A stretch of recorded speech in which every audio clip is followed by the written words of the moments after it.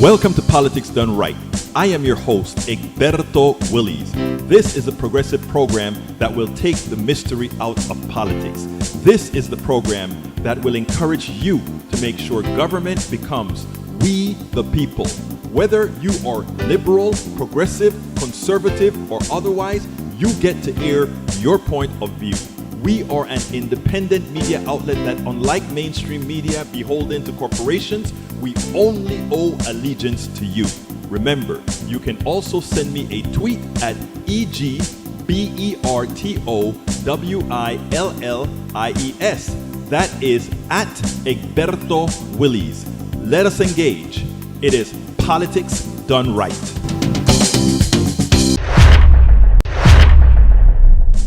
Well, folks, welcome to one more edition of Politics Done Right. I'm Egberto Willies, your host. Thank you so kind for being a part of the show. We are going to have a great show for you today. Anyway, welcome aboard. ABQ El Señor Michael Rutnin. Welcome aboard. Melanie Keelan says, Michael is too fast. And Yvette Avery Herod is in the house. ¿Cómo estás, la preciosa Yvette?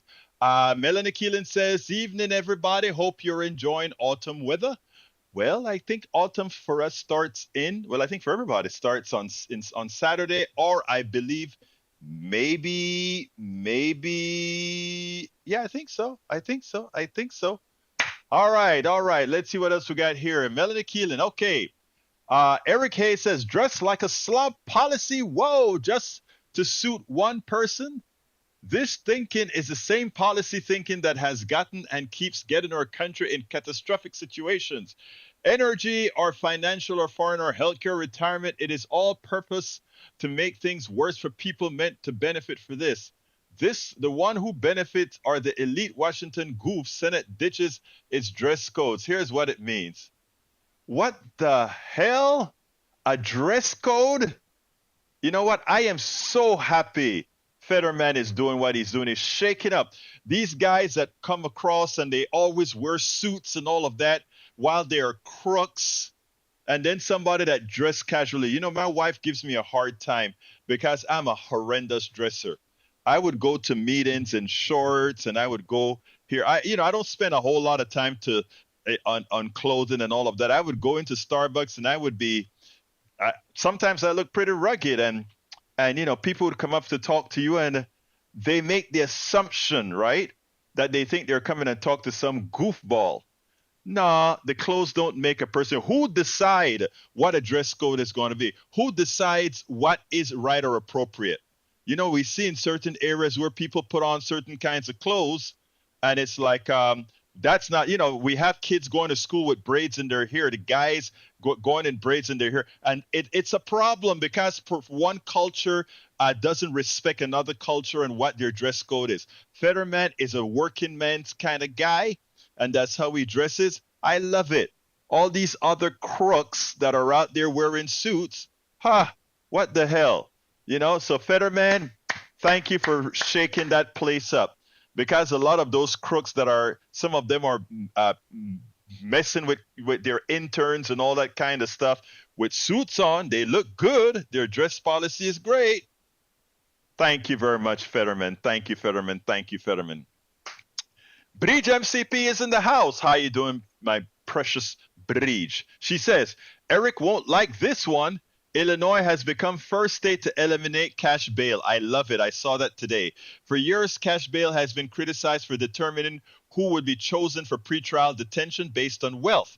Now, Illinois has abolished it. After months-long legal battle, the state became the first in the nation to eliminate cash bail thanks to a provision in a sweeping criminal justice reform law that went into effect on Monday. The Pretrial Fairness Act, a part of the expansive SAFE-T Act, designed to protect people facing charges from being detained before their trial based solely on their inability to afford bail.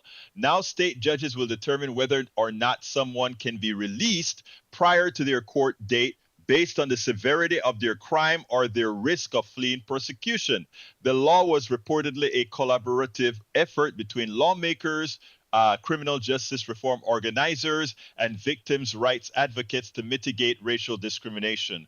While research is limited, available studies show Black defendants are 10 to 25% more likely to be held in pretrial detention or pay bail than their white counterparts. Studies also show black and brown people often receive higher bail amounts than white defendants. The bail system is a racket made to make money for the least who can afford it. In other words, you are poor and you get into trouble, you have to pay bail. Many times your parents or somebody else has to use the house as a collateral. If for some reason something happens, they lose it all. It's all, again, the constancy in having policies that hurt the middleman, the poor person, the person of color, etc., has been a constancy in this country. There should be no cash bail.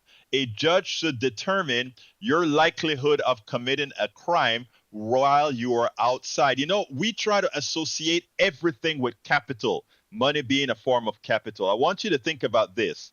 How the hell do you get from crime to capital as if, well, you know, if this guy is a crook and he committed something, we let him out on bail, and having money out is going to prevent him or her from somehow escaping prosecution because, you know, money is on the line. If you are a crook and somebody puts up bail for you, what makes anybody believe that that crook, if he thinks he's guilty and will be thrown in jail, that he's not going to skip out anyway?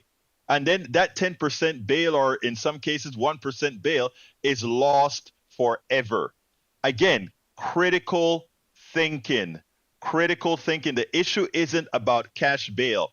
Cash bail is just there to make a few people in the plutocracy some money. That's all cash bail does. Make people money, using the criminal justice system as a widget to make money for some. That's all it is. Whether a person is released on bail, released or not pre-trial, should be determined by a judge who can calculatively say this guy is likely not to commit a crime while waiting for his day in court. That's what it's all supposed to be. That is what it's supposed to be. And my beautiful Melanie Keelan, I love you saying I am always elegant, but unfortunately, I'm not.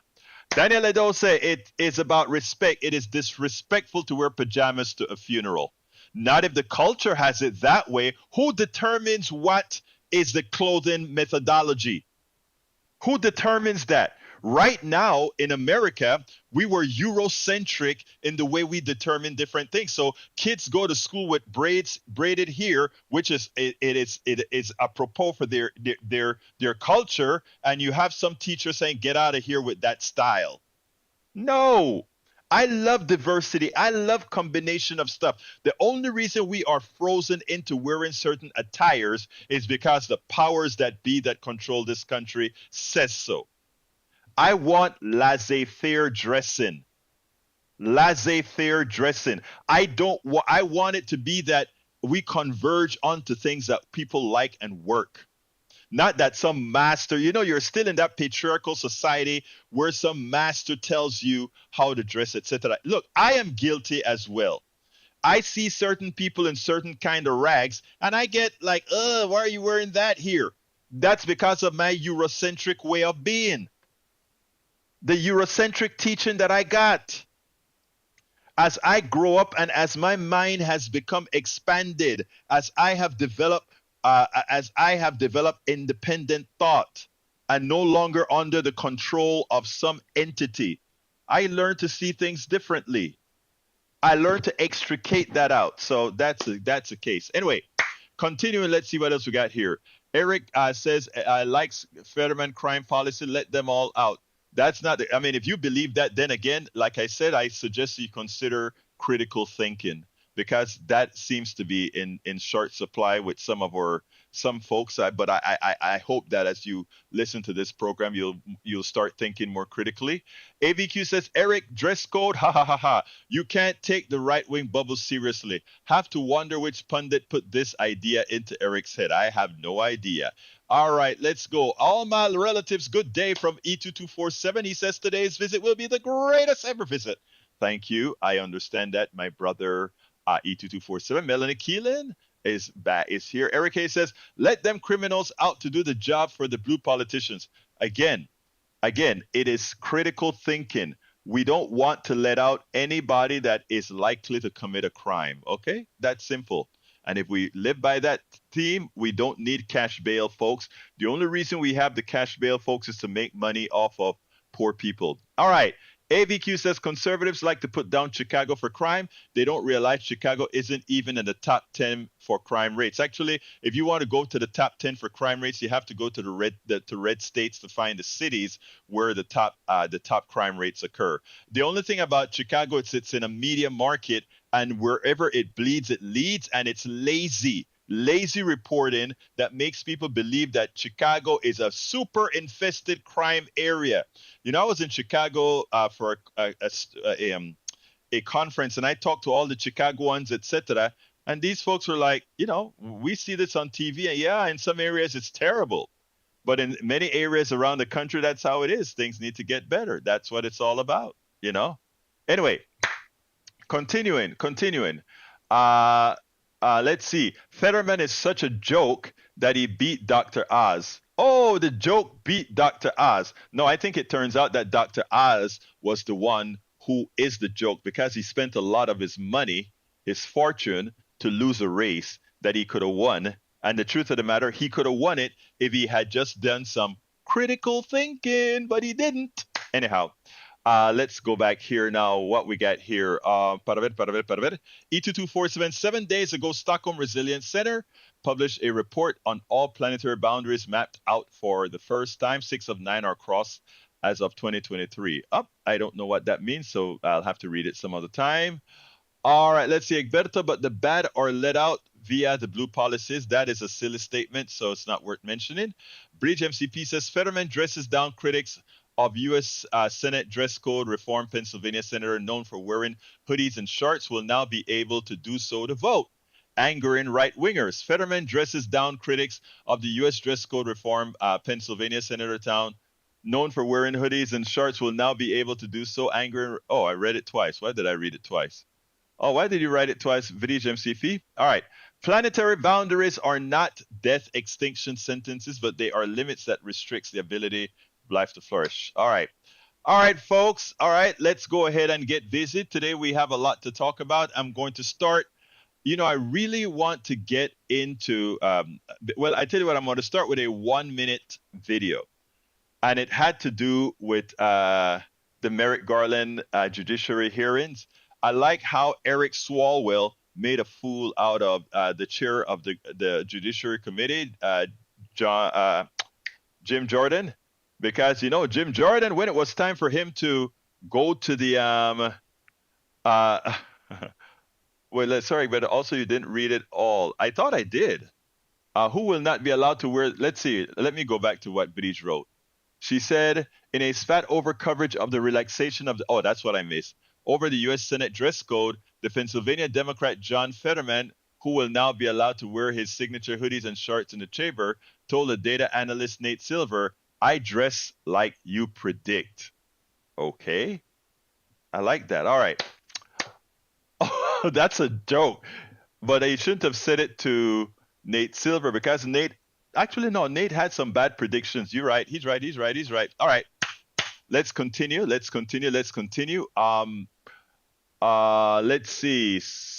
see what else we've got here before I move on. Paul Fleming says, I personally don't care how any of them dress as long as they're getting the job done for the American people. That is a smart statement, Paul Fleming. AVQ says E22, not sure why you posted that science article. And let's see, YouTube keeps buffering even after reload. I don't know why. I have YouTube up here running as well, and I can see clearly. So I am not sure why you're rebuffering. Paul Fleming says, why are we talking about things that don't matter? I don't know how they dress as long as you're working for all of us. That's all I care about. Exactly. All right. This 1-minute tease is what Eric Swalwell did to Jim Jordan, the hypocritical coup alarm, not coup, what should I say? What is that word? Coup complicit representative. Check this out, and then we'll take it on the other side. At the Merrick Garland judiciary hearing, Democratic Representative Eric Swalwell did the right thing. He embarrassed Jim Jordan. But again, Jim Jordan cannot be embarrassed. He thanked Merrick Garland for showing up for a sham hearing. And he said, you are doing something that even our chair of the Judiciary Committee, Jim Jordan, wouldn't do. Check this out. Thank you, Mr. Attorney General, and thank you for coming and doing something that the chairman is unwilling to do. Testify to Congress. Yield back. Gentleman yields back. The chair now recognizes the gentleman from Wisconsin. And as you can see, Jim Jordan didn't even reference it because he knew what the reality was. First of all, the hearing is a sham. Secondly, he's asking those to participate in a judiciary hearing that he was unwilling to do because, of course, we all know these are Trump sycophants and thugs who attempted to overthrow the United States government on the January 6th coup. Absolutamente. So these were the insurrectionists that we're talking about there. And many of those in Congress right now themselves are insurrectionists that in the long run, the people need to extricate out of that body. Now, Daniel thinks that the changes in congressional dress code is another sign of a dying nation. It must be difficult living in that bubble where you think things are just, going out of hand. How can all these things be happening in America? America is going down the drain because there are changes, because we are no longer a country that has allowed the patriarchy to detect how women are going to dress, what women can do with their body, what's the dress code of different people, that people must only wear their hair a particular way, that all of that is changing. And it's freaking people out. It's freaking people out that we are starting to get real liberty. Don't you find it ironic that the same people who continuously talk about freedom, and independence and individuality, when people really get their freedom, when people use individuality where individuality is warranted, these are the same guys that say, now, I want to control you. So think about it, folks. I really want you to think about this logically. The right wing likes to call themselves the party of life. They like to, of the pro-life party. They like to call themselves that they believe in freedom. They like to call themselves that they are that they want independence. They want individualism. They point that those are the things that they want. Yet everything that they do says the opposite. One, they want individualism, but if you get somebody who acts out their individualism, the clothes that they wear, the hairstyles that they have, no, you have to conform to what we tell you is the appropriate Western way to conform. So there goes your freedom. There goes your individualism that they claim they support. They believe in life. They believe that fetus must be held on to. A woman must hold on to that fetus at all costs, even if it's going to kill her. But they believe that you should have privacy between you and that the government shouldn't get involved. But now the government is telling ladies what they can do with their bodies. Oh, wait, I thought you guys believe in keep the government out of your life and also you have the right of privacy. You're an individual. Oh, no. That only applies to some of us when we want to do things a certain way. And then we are the party of life. Okay, you're the party of life, but the policies that prevent kids from dying from hunger, the policies that give people health care to ensure that they can live a healthy, productive life and that they can really be free. We don't want that. No. We don't want that. So remember, everything that you hear Republicans talk about, it is projection. They don't believe in freedom. Look at January 6th. They lost the election in a landslide. Not in the electoral college. Even in the electoral college was a landslide, right? But in the popular vote, they lost the election by a landslide. Ken Buck, A Missouri Republican today, and I didn't have the time to do the video.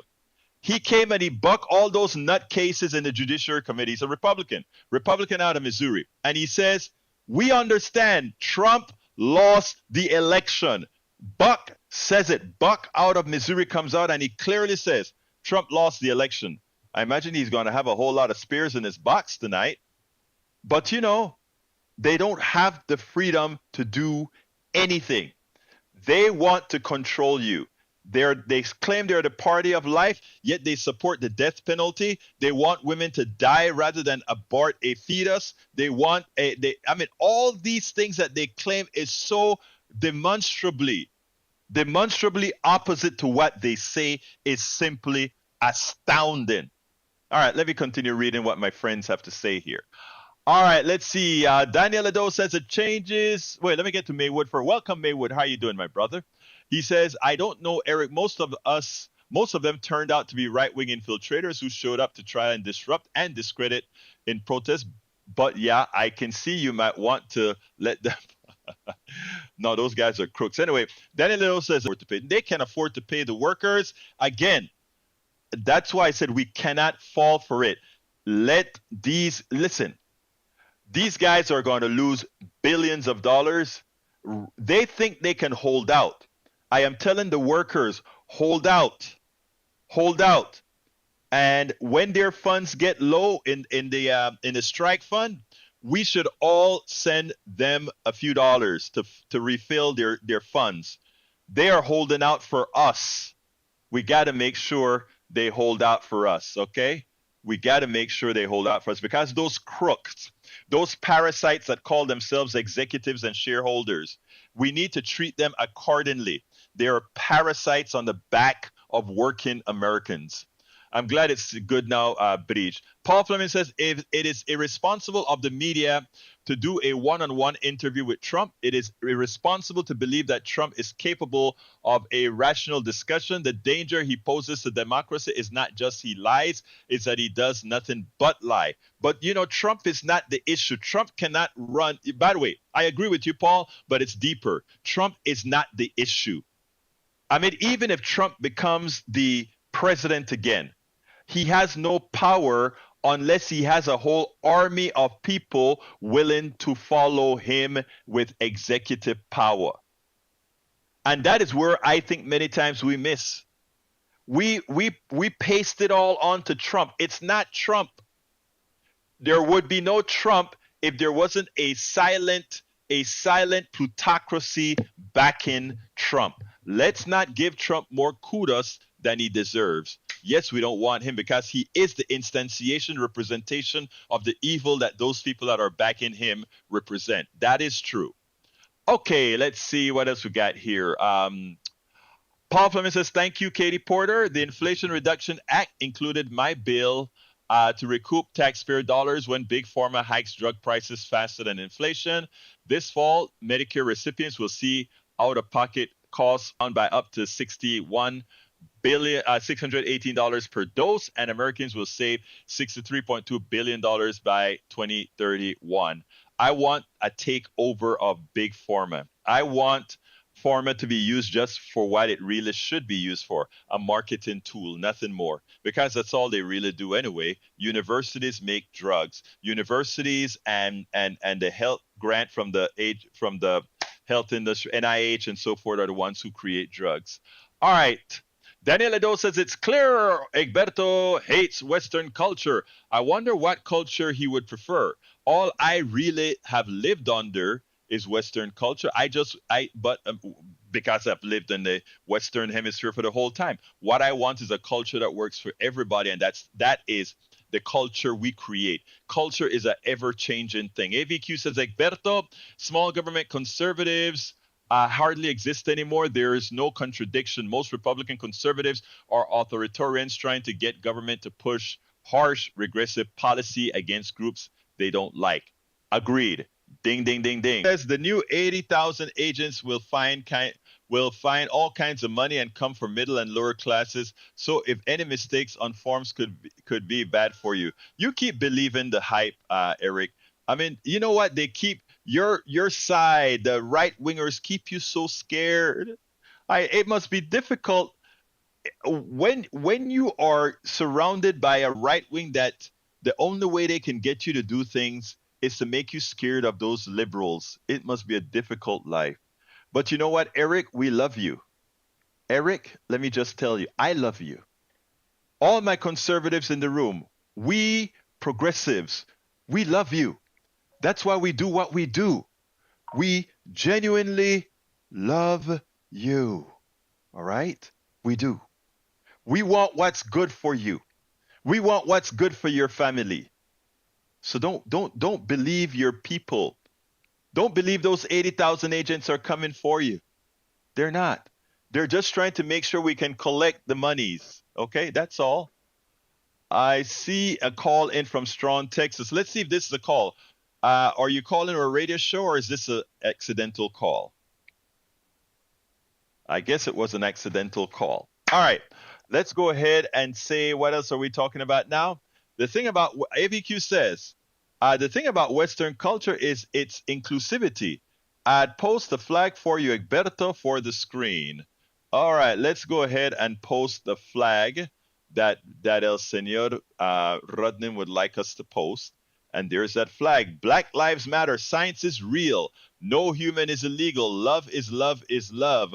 Kindness is everything. No human is illegal. Diversity is strength. Disabilities are respected. Gay rights are human rights. POC rights are human rights. Women's rights are human rights. Trans rights are human rights. And hate has no home here. I love that flag. Does anybody want to argue with that flag? I don't think so. Okay, I don't think anybody wants to argue with that flag. I love it. Anyway, what else we got here? Let me see who else is writing stuff. Paul Fleming says a black community in West Virginia sues the EPA to spur action on toxic air pollution. In West Virginia, one of the two majority black communities in the state was left out of a regulatory effort earlier this year to tighten limits on cancer-causing chemicals. They were left out? Why? Daniel Edo says, liar! Not one LEO was killed during the Capitol riots. Egberto is a liar. No, you're right. Not one was killed. 5 were actually killed as a result of the riot. Not my words. Look it up. All right, let's continue. Michael Rubden says from Paul's article, Pam Nixon, a former Institute resident and member of the Charleston, West Virginia-based people concerned about chemical safety, which filed the lawsuit, said their community was often neglected by EPA, said there is no justice yet until all communities are treated the same and until people everywhere are breathing clean air and it doesn't impact the health of their families. Absolutely. Eric Hayes says, Egberto, there were police that were killed in 2020. I don't think so, but if you can show me information from a reputable source, I'll then change my stance. All right, Bridge is rebooting. Okay, AVQ says, yep, I love that flag too. It's a beautiful flag. Paul Fleming says, pro-Donald Trump lawyer Lynn Wood is a witness up for the state. In the Georgia election subversion case, Fulton County District Attorney Fannie Willis revealed Wednesday. As LOLO, that's a problem for him. That's a problem for him. Okay, we have, I want to play a piece that I did this morning on KPFT. I think it's important. Actually, I think it is very important. So let's go ahead and do that right now. It has to do with AI. So here we go right this minute. I want to start out with AI. The theory is this. AI is artificial intelligence. People act like it just showed up this year or maybe the latter part of last year. AI didn't just show up. AI has been in existence for a very, very long time. A tape recorder that took your calls for you when you were not in your office was AI. Right? Somebody else was doing some work for you. As they started to put robots in factories, that is AI. That was building things that humans used to do before. Now we have a bit more interpretive AI. You can go ahead and give AI a transcript and it can go ahead and look other things up in the world and find it for you and help you do things. But it's just AI. When you use a search engine, right? that is AI. You're giving it a bit more direction. When you give it a transcript and say, please develop an essay out of this transcript, it's the same thing, just a different mechanism. And you know what? It's not a bad thing. It's a good thing because it means we as people have to work less. What would happen, however, is that the oligarchy, the people who command capital, they would want you to think, fear this guy, because they want AI to be a competitor of you. Remember, capitalism, the theory is that it's the efficient allocation of resources. Is that true? Hell no. It has never been true. If I can program your mind to believe that all things are in competition with other things, right? Suddenly, Medicare for all doesn't make any sense because we need competition in healthcare. All these things we need to compete in now, we need to have AI competing with you. And why do we need AI competing with you? Because it reduces your value, right? If you have to compete with yet another entity, your value is diminished. However, let's remember one important thing. AI does not occur in a vacuum. Artificial intelligence isn't no artificial intelligence. That's what we call it. Artificial intelligence is your intelligence. It's the intelligence of Daniel Cohen that's been placed over the decades that he's been posting on the internet, that he's been talking, that he's been transcribing. AI is you, all the composite knowledge of America, all the composite knowledge of the world. It's in databases all over, but it didn't come out of air. It's you. So you don't need to compete with you. You have always done it. The taxpayers of this world that created the knowledge that the scientists, the engineers, and everybody has, you paid for it. You are the one responsible for that. So therefore, we don't fear AI. What we should do is, in the aggregate, make sure that our laws reflect what AI is supposed to be. But so what I want to do is say, when Bernie Sanders get it, when an 80-something-year-old gets it, that's magic, because it means now we have to get it. I want to play for you what Bernie Sanders had to say, a little narrative. This push from the UAW for a 4-day work week, is that a negotiating tactic? Or do you see that as the future of labor in the U.S., a 4-day work week? Well, I'll tell you what I think. We are looking at an explosion in this country of artificial intelligence and robotics. And that means that the average worker is going to be much more productive. Worker productivity is going to increase significantly. The question as a nation that we have got to ask ourselves is, who is going to benefit from that increased productivity? Is all of that new income and wealth being created by worker productivity going to go to the people on top, or are workers going to benefit? So right now, in my view, I happen to believe that as a nation, we should begin a serious discussion, and the UAW is doing that, about substantially lowering the work week. People in America are stressed out for a dozen different reasons. And that's one of the reasons why life expectancy in our country is actually in decline.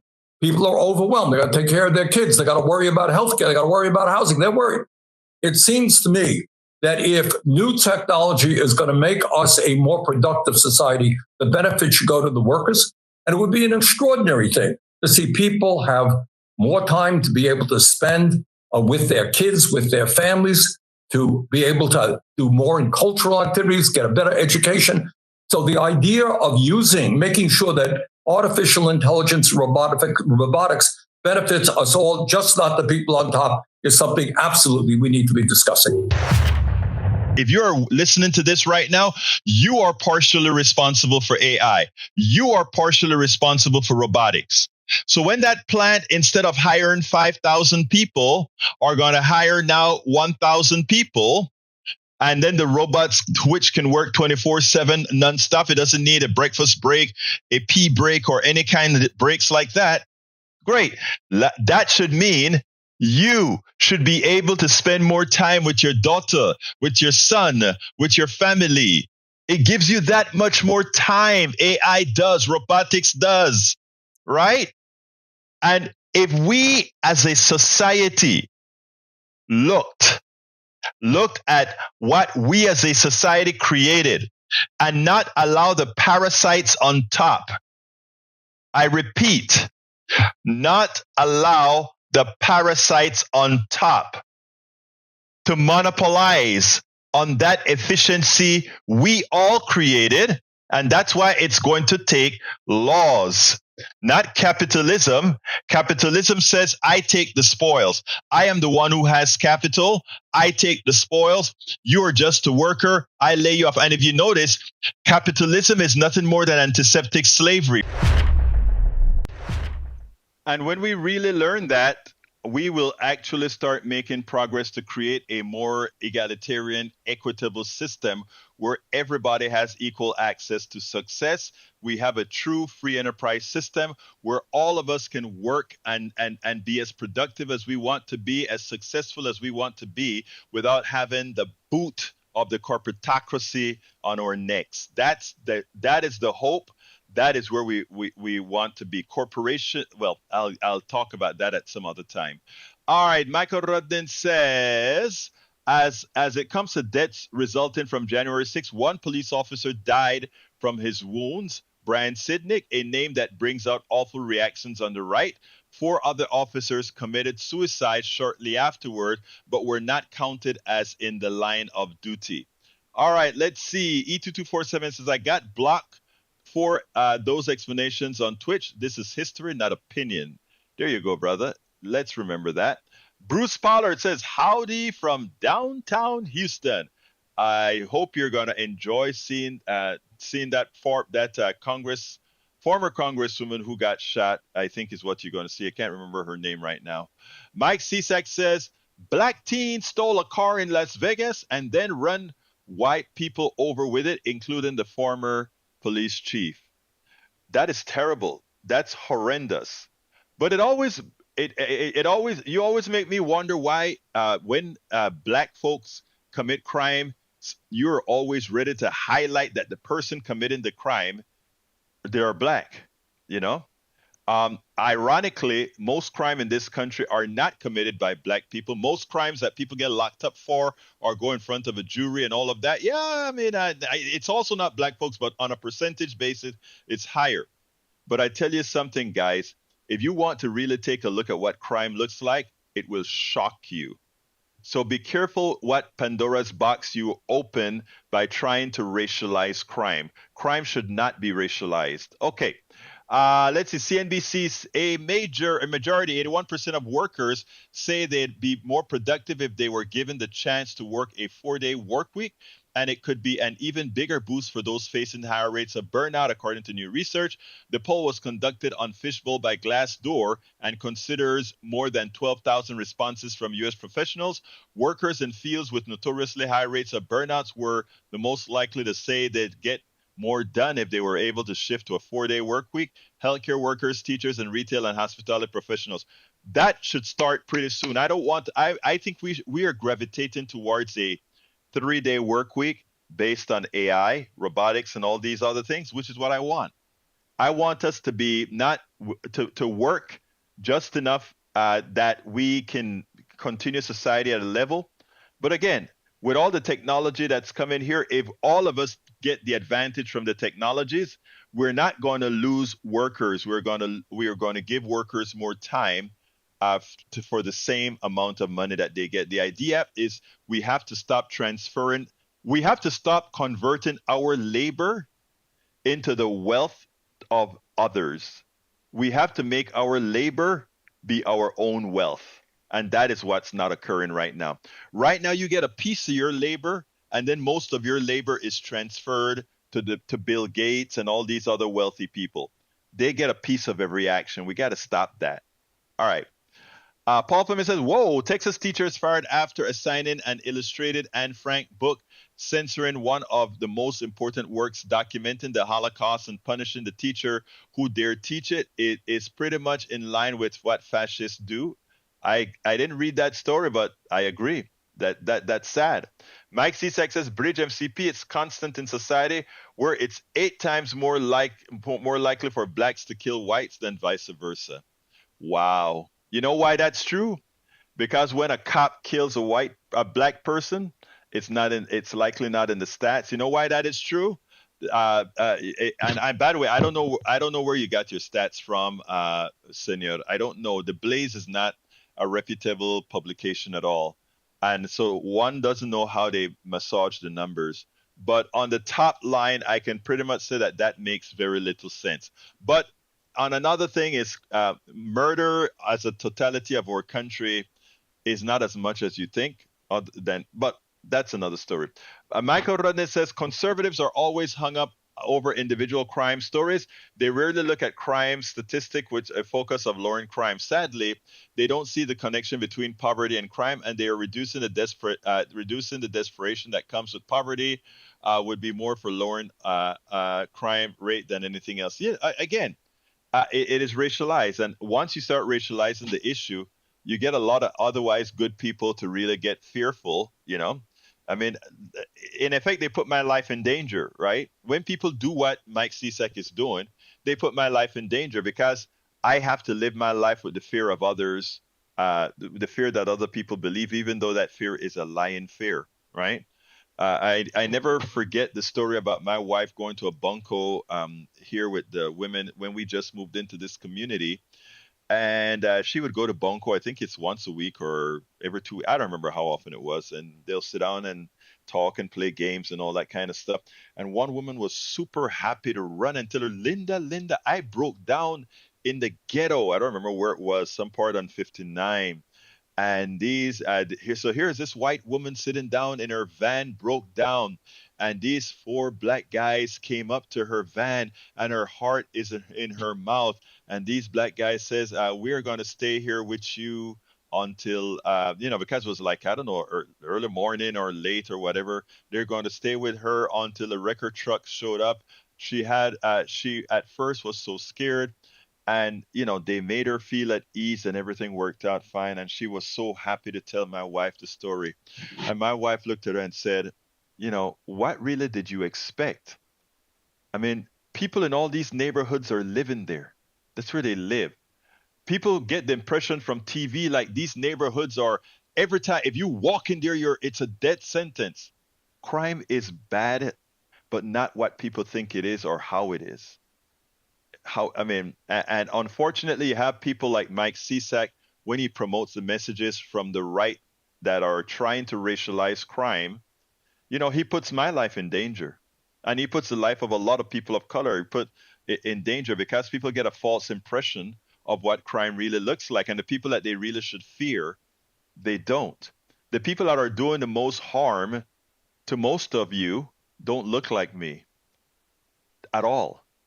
And the interesting thing is that most of the killing that occur in this country is not even with a gun per se, but again, because we've taught people not to think critically, you continue to vote against your own interests. You continue to allow things to hurt yourselves. What can I say? That's why we have politics done right, to really, really try to inform. British MCP says the Blaze told the story, not stats. Also questionable source. A questionable source exhibits one or more of the following: extreme bias, consistently proportional propaganda, conspiracies, poor or no source into credible information, a complete lack of transparency, and or fake news. Exactly. All right, let's see what else I got here. Daniel Edosa, Egberto ain't mad an elderly man was killed by 2 kids in a stolen car. He's mad they were identified as black. Very misplaced values with this guy. Again, you know better than that. But anyway, Bruce Fowler says, first step in deracializing justice system is to eliminate cash bail. Exactly. Thank you, brother. You just nailed it. Michael Rodney says, I'm feeling sad that 2 of our members are shearing from known conspiracy mills. Again, it is sad. But, at some time in life, maybe when a relative of theirs finally brings some black person or Latino person into their communities, or their daughters and marry a black or Latino guy, and they start to have black and Latino or otherwise children, and they realize, oh, these kids are human too, maybe they will stop posting all the crap that comes out on the right. A lot of times that's what happens. I have a friend that I grew up with. Until the grandmother held that son, she didn't become that fierce supporter of all that, that fierce supporter of eradicating the evil that Eric and Mike Cisak and Daniel Ledo are allowing themselves to promote for others. But again, sometime it'll happen, and that's why I do what I do. All right, let's continue. I won't read the crap that Mike Cisak just pointed out there. But anyhow, I got another video to play for you, and this has to do with how Bush handled Trump. Check this out, and then we'll take it on the other side. It seems like I'm going to be missing one of the videos, but that's okay. Here we go. In the sham hearing with the AG Merrick Garland House Judiciary hearing, it's comical. It's embarrassing to see a body attack its attorney general on all false premises, as well as conspiracy theories, etc. But the Democrats are given some sort of a credibility to the hearing because they are actually using it for what it's supposed to be, a fact-finding mission. They're doing what they're supposed to do, making sure that they ask Attorney General Merrick Garland the appropriate questions. Well, there is one particular line of questioning from Representative, I think from Missouri, Cori Bush, that illustrates what fact-finding, what a hearing is supposed to be like. But what was striking is how she ended it. She first excoriated the GOP for the sham that they're having by saying, this is how it's done. You're not showing favoritism. This is how it's done. But more importantly, the way she labeled Donald Trump and his sycophants was unmeasured. It was unmeasured in the way it provided that oomph to the hearing. I want you to listen to this, then we'll take it on the other side. I also like an update on when the department will respond to the Oversight Committee Democrats' letter from June 2021 about the memo issued by the Trump administration's Office of Legal Counsel concerning the Equal Rights Amendment. That deeply flawed memo is preventing the Archivist of the United States from publishing the Equal Rights Amendment as the 28th Amendment. I know that OLC issued a short clarification after you took office, but the wording was not a clear repudiation of the Trump-era memo. I urge you to fully withdraw the Trump OLC memo, which is baselessly obstructing constitutional gender equality for all. Finally, I cannot overstate how shocked I am by the targeting of protesters who oppose the construction of the Atlanta Public Safety Training Center, or Cop City, and I urge the department to investigate these obvious violations of civil rights. These may all seem like unrelated issues, but to me, to my constituents, to countless advocates, and to people who are most directly impacted, they are interconnected, and they all speak to whether the department under your leadership will advance justice or simply pay lip service to it. Given the limited time that we have, I don't expect you to comment on all of these issues, but I have a question. Will you commit to working with me in my office on these issues, including having your staff promptly, by writing your position and sending that to us, reaching out to us about all of the issues that we just spoke about? I'd be happy to have the Office of Legislative Affairs to work with your staff. I want to say I could not be prouder of the civil rights record of this department. It is the fundamental basis for why the Justice Department was founded. We have a history of also being obviously involved in the 1960s when I came to the Justice Department. I'm going to stop you. I'm not disagreeing with any of that. I just want you to understand where I'm coming from, the things that I would like to see. I don't mean to cut you off, but I need to reclaim my time. Finally, I want to remind everyone yet again that this is what good faith oversight looks like, not the Republican playbook of running interference for a twice impeached, 4 times indicted white supremacist demagogue who would rather overthrow our democracy than admit he lost an election. Thank you, and I yield back. Again, Cori Bush, she's never missing with her words.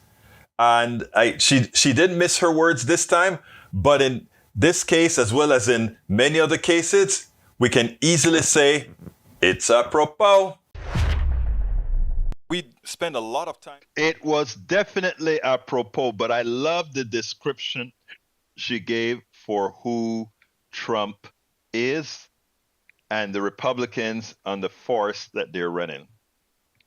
Right-wingers are living in an alternate reality. You know what? I actually have enough time to do the Lieu piece. I'm going to go over by just a little bit. So let me go ahead and do that.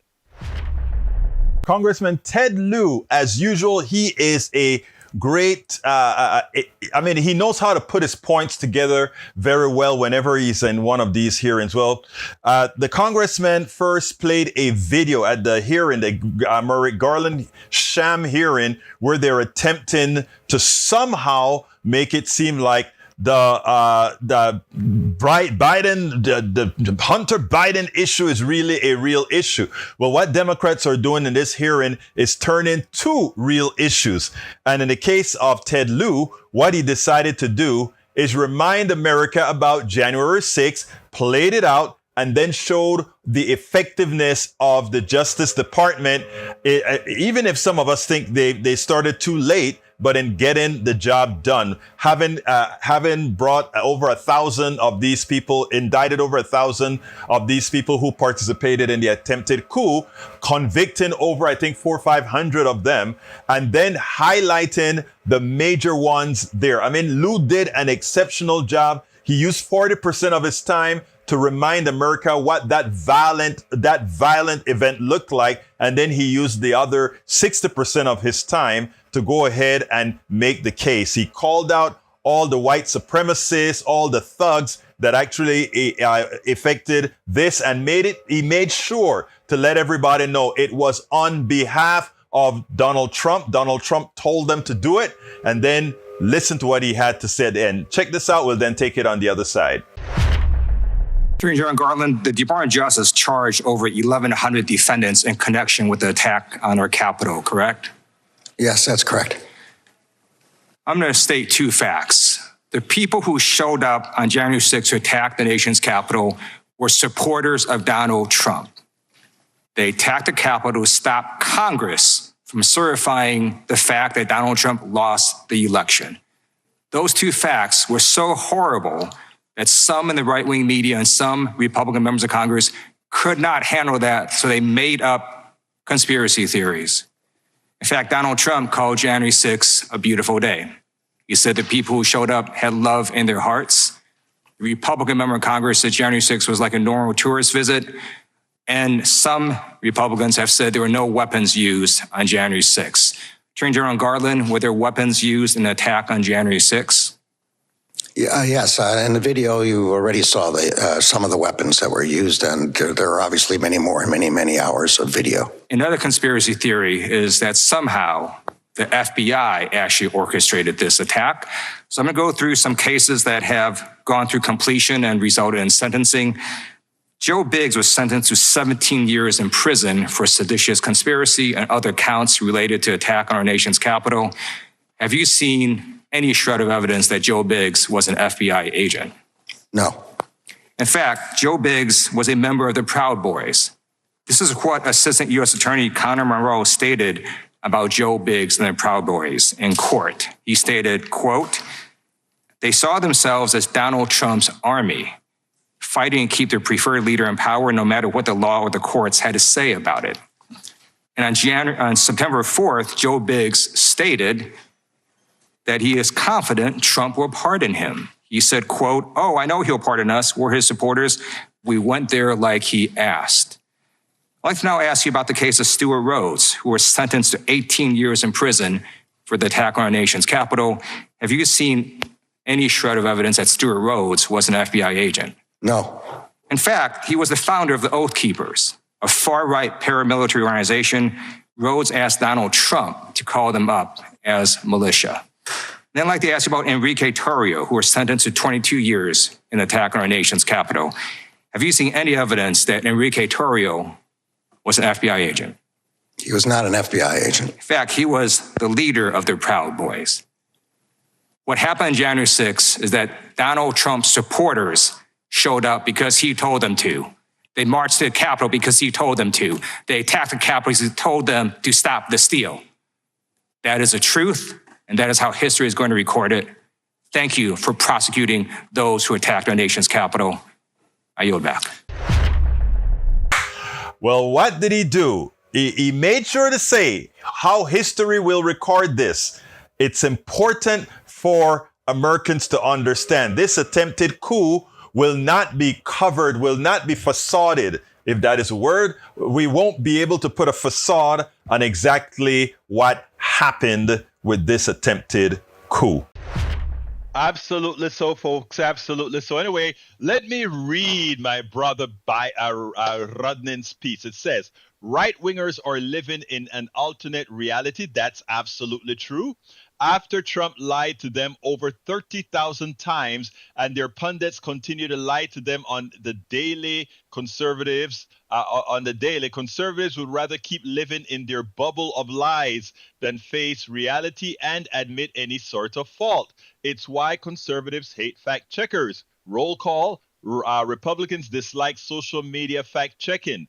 Democrats welcome it. Survey says.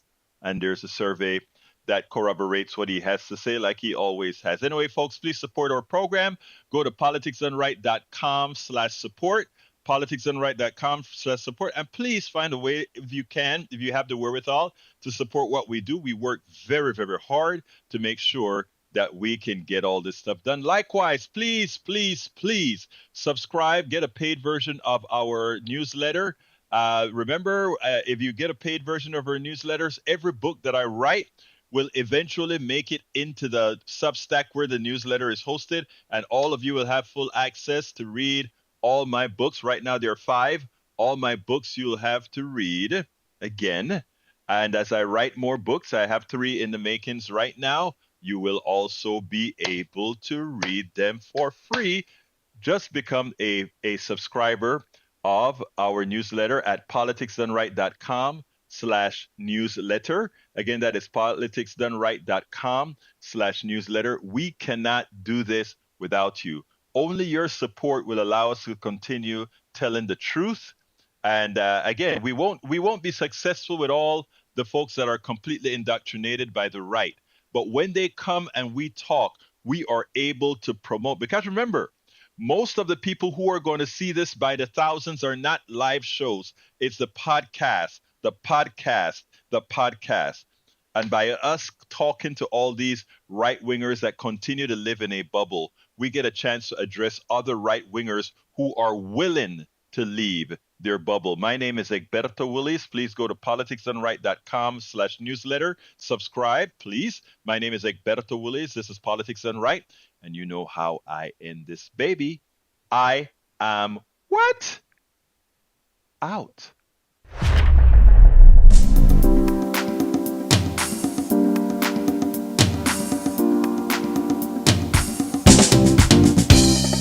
Welcome to Politics Done Right. I am your host, Egberto Willies. This is a progressive program that will take the mystery out of politics. This is the program that will encourage you to make sure government becomes we the people. Whether you are liberal, progressive, conservative, or otherwise, you get to air your point of view.